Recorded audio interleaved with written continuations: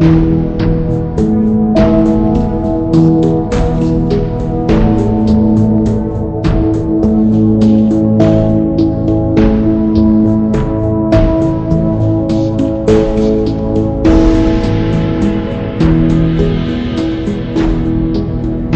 everyone, this is Prachi from My Take. This is our second episode of the series.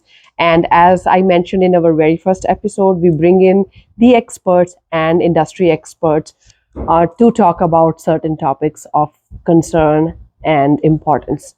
And this episode concentrates on very important topic, which is environment and topics related to that.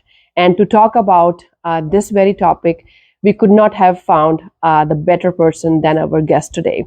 Um, as they say, age is just a number. And when you have dreams, when you have passion, nothing can stop you. And this gentleman is the example. He is the environmental champion, and he is the trendsetter. He is the one showing path to many passionate people in this field.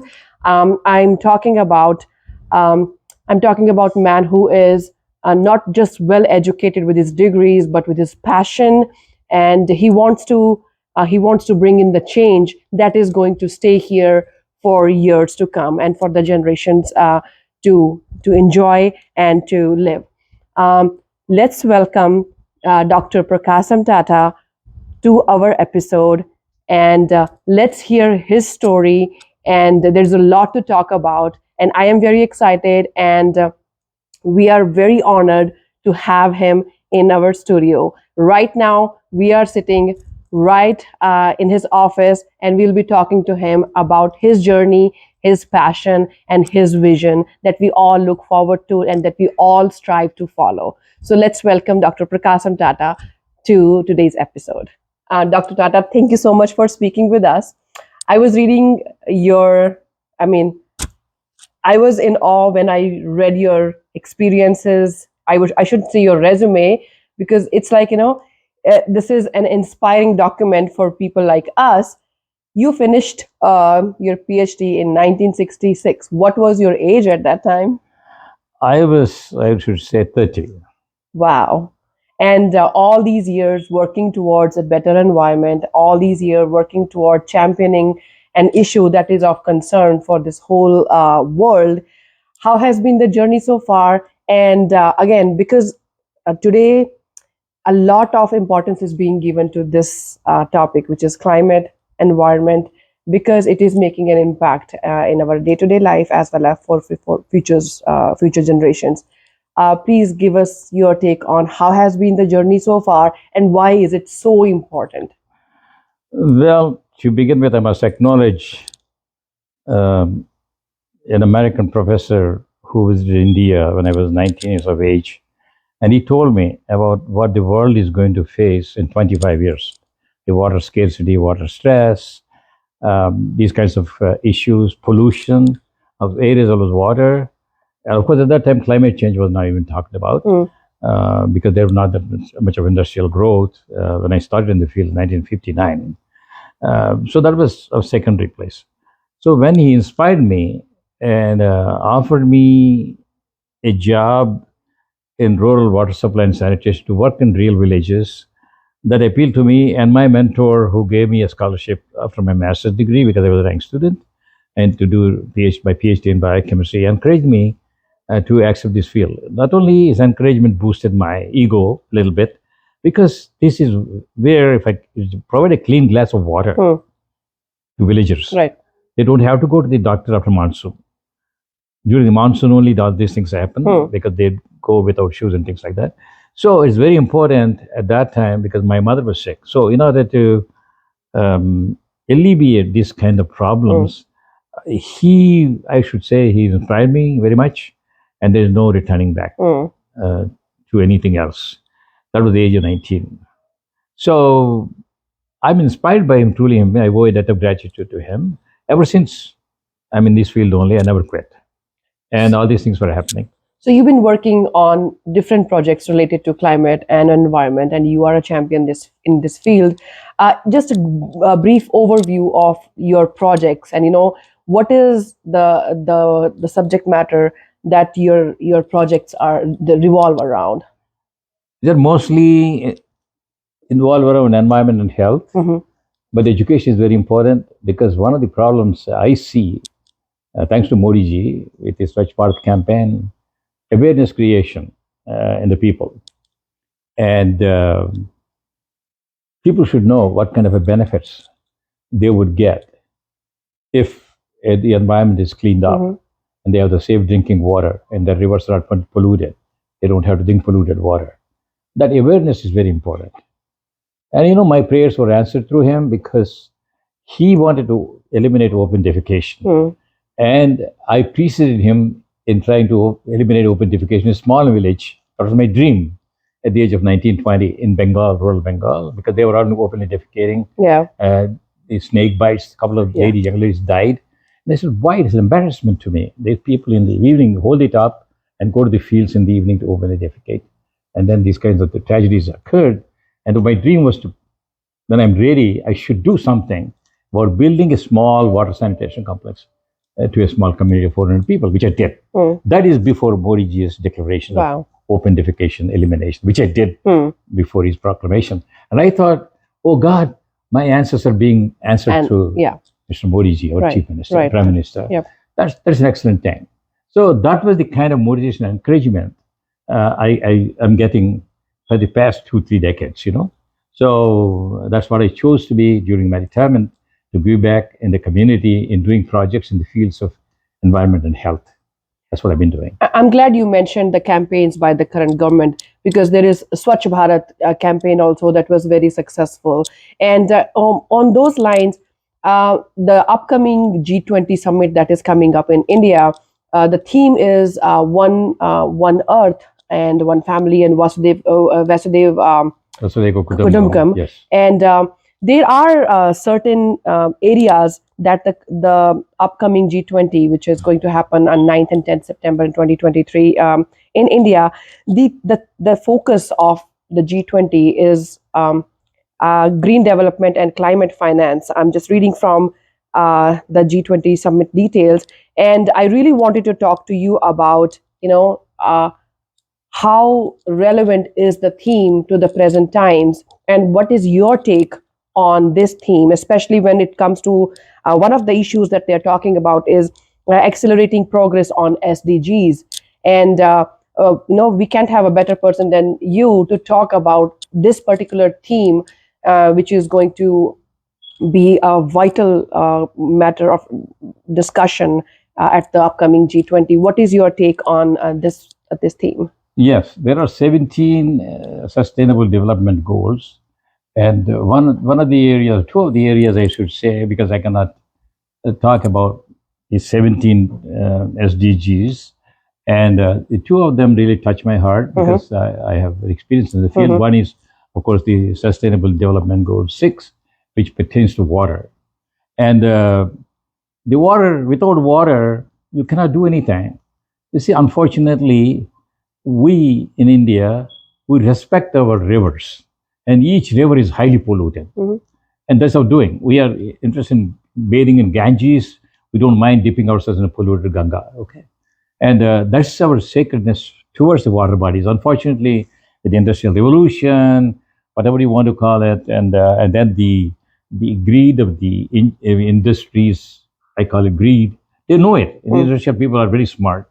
They know it, what the pollution to the rivers would do. Right. But at the same time, what I feel sorry is pollution prevention pays.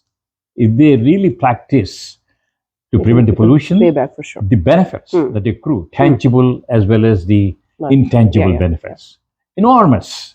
They can make money out of it. Instead of saying, out of sight, out of mind, I dump it in the river, it's going to save some money, kind of not a good feeling for the industry. For me particularly, they may think that they're going to save money by dumping these waste, but it's not. They can make a lot of money if they prevent pollution. Pollution prevention pays, PPP, that's the kind of thing. I say passion, persistence, and perfection. There's 3 Ps I advocate in my life. You have to have a passion to do things, a persistent to do it, and perfect it. So we can do all that. In India has a lot of intelligence, A lot of people who know their stuff. We don't have to look to the West. Why should we? We are here. A lot of Indians in NRIs, so-called non-resident Indians. They're very intelligent. There are a lot of people doing these kinds of things. If only they can muster the force from the government and give the incentives for the guys to do things. People unknown like me, I'm not going to go to people tell who they are, who I am. People come to me, and I don't. Nobody knows me because 60 years ago I came to this country. So my disadvantage is I don't know too many people. In the power, that is. So one thing, if you prevent pollution, you reduce the emissions also. If you reduce the emissions, the carbon dioxide emissions, the weather gets better, the climate becomes better. You can make money. There are so-called carbon credits in financing to make the climate change issues. Some guy produces a lot of pollution, a lot of emissions. Say, if I am a good guy, if I don't produce as much emissions as I'm permitted to, I can charge for each ton of carbon dioxide that person is producing or his limit. I can trade it, carbon credits. This is how you finance the climate finance, so-called. How do you get the money for sustainability? This thing can be done as a carbon exchange, we can do that. People are talking about it in the COP 28, if that's coming up 27, 28. People are doing that. Hopefully they will sign the accord this time. Who knows? Because we thought we'd do that because COP 26, it didn't happen. Even the United States reneged. It didn't do that. Just kind of sad. We are the highest emitters of emissions in the world. India has 1.4 billion population. Per capita emissions very small. A lot of people. But here in the United States, we are less than 50 million or something like that. We produce the highest amount of emissions. So we have an obligation to get rid of the pollution that we're making for the protection of our globe. The environment is not going to stay at one region. Look at the fires the wildfires in Canada. Today in Washington, D.C., they are not able to breathe. So we are all connected. Right. If you are talking about Vasudhaiva Kutumbakam, this is what it means. We are all one people. If you serve one people, why can't we protect our one environment? Which is global. It doesn't have any limits. I mean, countries are separated by rivers, deserts, and things like that. But environment is not separated like that. These air currents, the ocean currents, they're all there all the time. Nobody can control these things. And then we are exacerbating the problem by increasing the emissions. So we have to control our emissions for climate. This we have been talking for many years. But who cares? Who listens? Now, like anything, unless the disaster hits, we don't act on it. This is the problem. Look at the pandemic. When it hits, everybody reacted. India produced the maximum vaccines and distributed to various countries. We have a drain. Why should we wait for the disaster to occur to do this kind of thing? Absolutely. So same thing with the climate change that you asked for, and also water sanitation issues. We can do that with our technologies. We don't have to look for anybody else. We can do it. And the only thing is we have to have the results, and we have to identify the proper people to do it. And we have the passion to do it, not for making just money. Money making is not an evil, but money making is the only avocation that there's a problem. That's my take on it. Okay? Absolutely. So, as Dr. Tata rightly gave us more, insight into the SDGs and into what climate finance is, and how the theme of Vasudhaiva Kutumbakam so aptly applies to the current scenario. And environment is not separated by anything, by rivers or by anything else. Environment is one, and we should be, we should all be responsible in protecting it. And depending on, as he mentioned, there are many things that play a vital role in protecting the environment, and all those things put together in the right place with the right resources available, right people, we can definitely make it happen. And as I mentioned, that is the theme of this year's G20. Dr. Tata, last question that I wanted to ask you was, you are spearheading two organizations. One is the Center for the Transformation of Waste Technology, which is a 501, and also a Bharathi Theertha. And if we talk about these organizations, and if we talk about you and your passion, I've always heard that you always wanted to focus on three things, which is health, environment, and education. Why these three themes, and why these three topics, and give us more idea about how these are related. I'm sure these are correlated, but tell us from your point of view. First of all, as you can see from our own initiatives in India about Swachh Bharat, education is very important. People are used to traditional practices of open defecation, but if you don't bring the behavior change through education and awareness creation in the poor masses of India, the traditional practices of going to the open field and openly defecate will not go away. This is centuries of practices in villages. So education, not only in terms of attaining degrees of that, I mean when I say education, to educate the masses about the hazards of pollution, about the hazards of open defecation, the hazards of dumping industrial waste, hazards of you know having unsanitary conditions, not only at your home but at the workplace, the safety considerations. Yeah. All these things are intertwined, and so education is very important. I tell you something else. Government of India is spending a lot of money in the construction of sewage treatment plants in India. I walked the talk. I visited, even at my age, sewage treatment plants and saw their functionality. At one time, I was sitting with Prakash Javadekar. He was the chief guest in Baroda. I was the guest of honor. I asked him a simple question: how many treatment plants there in India, and what is their status? Simple question. He was very nice, you know. I said two things are common between us. Your name is Prakash. My name is Prakash, and your environment.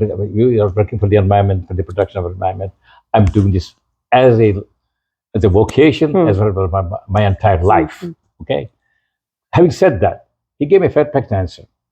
At that time, there were less than 1,000 treatment plants. 80% don't work, comply with the standards. 80 of them are shut down, which is the same kind of a thing I found out by walking into treatment plants, not by the reading reports of Central Pollution Control Board. Went to several treatment plants, I saw the same condition. So I thought education is very important. I'm talking about educating the people there how to operate the sewage treatment plants, okay? Operation maintenance. After spending so much money, a very small amount of money should be allocated for operator training. I said, why don't we do this? Educating the people.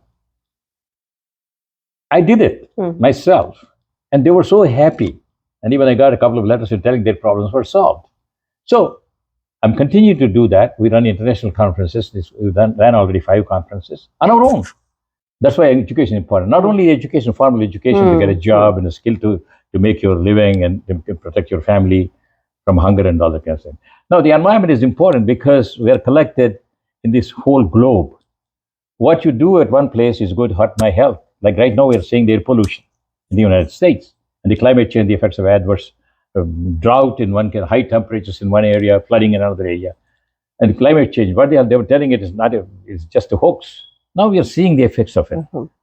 95% of the scientific community agree that this thing exists, and if you neglect it, there will be more of these kinds of situations. That record temperature is going on right now in the United States, in Italy, in Europe. That's the connection between education and the environment. So I insist on the creation of awareness so that we can change the behavior of the people. It said, if you protect your environment, your health will be good. You don't have to go to the doctor. You don't have to. Prevention is better than cure. An ounce of prevention, as they say, better than 10 pound of cure. So you save money. And these days also the health practices are very expensive. So we don't want to undergo that kind of a torture paying the bills. So protecting our environment through education awareness to protect your health, that is the connection. Absolutely. That is a very good connection. And as Dr.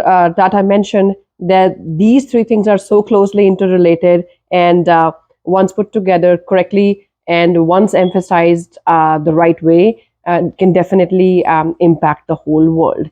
And as today's episode was mainly focused on what his take is on the current scenario and the upcoming G20 summit that is going to be held in September in India in 2023. That's all from this episode of My Take, and we will be bringing Dr. Tata again to the studio and we'll be talking to him again and again. But for now, Dr. Tata, thank you so much for your insights and for your expertise, and we really appreciate your time. Thank you very much, Prachi. I really appreciated it because you have the passion to take the time to come and ask me these penetrating questions. I really appreciate it. Thank I you. hope I'm not too emotional about this.